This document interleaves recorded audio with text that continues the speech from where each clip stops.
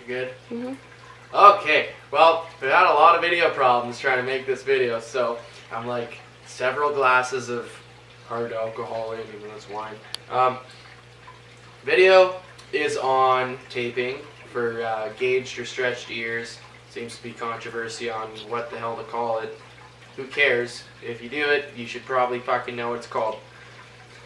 So, two things. Biggest thing for me in taping, if you have multiple earrings, you want to look at your edges of your earrings. So this one has a real prominent edge. It's flat.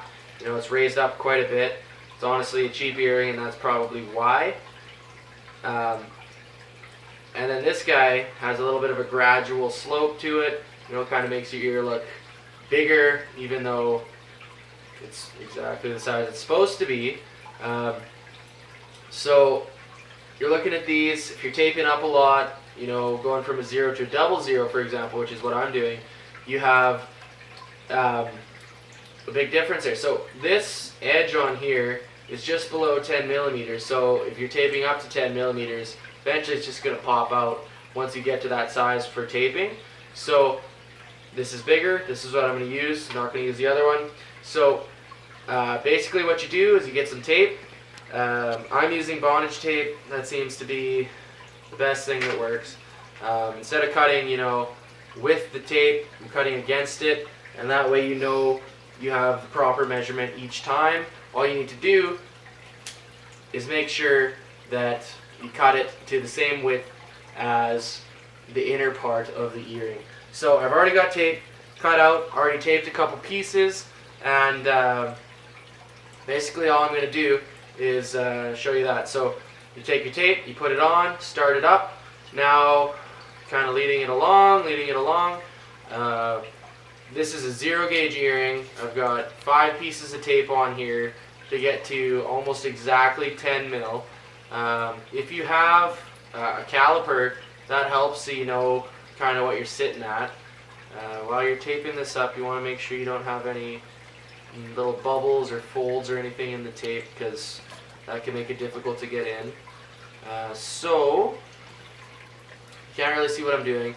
I'm just trying to, these have an outer thread, so just what that means is that the back is going to thread on top, and kind of, if your tape is going down past that point, it's going to cause some trouble.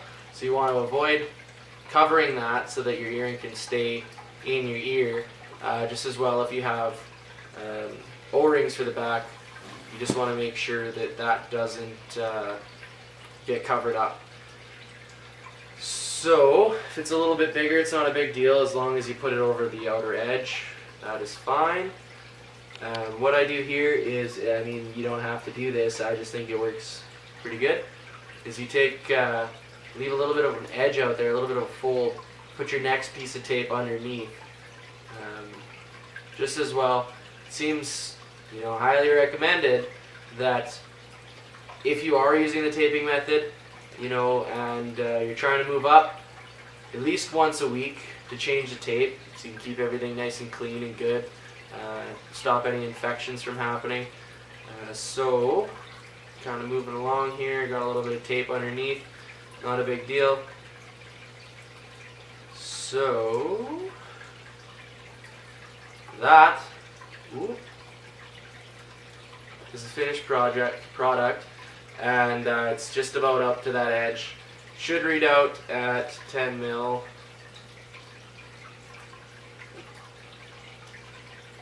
Yeah, just over. So, not sure if I'll be able to get this in. Right now, it's a little bit below. It's below that. Another thing with doing this without it being an actual taper, it does seem to help to have tunnels instead of plugs if you can, because what you can do is, you know, you can take your taper, put it through, and help it along, kind of wiggle it in, so you're not having as much trouble getting it in there, as well as the tape doesn't actually get all messed up. So we're going to take out the original earring that's already taped up. It's got 4 pieces of tape in there. Take that out. You know, it looks taped up. And I'm just going to take a little bit of oil here, this jojoba oil.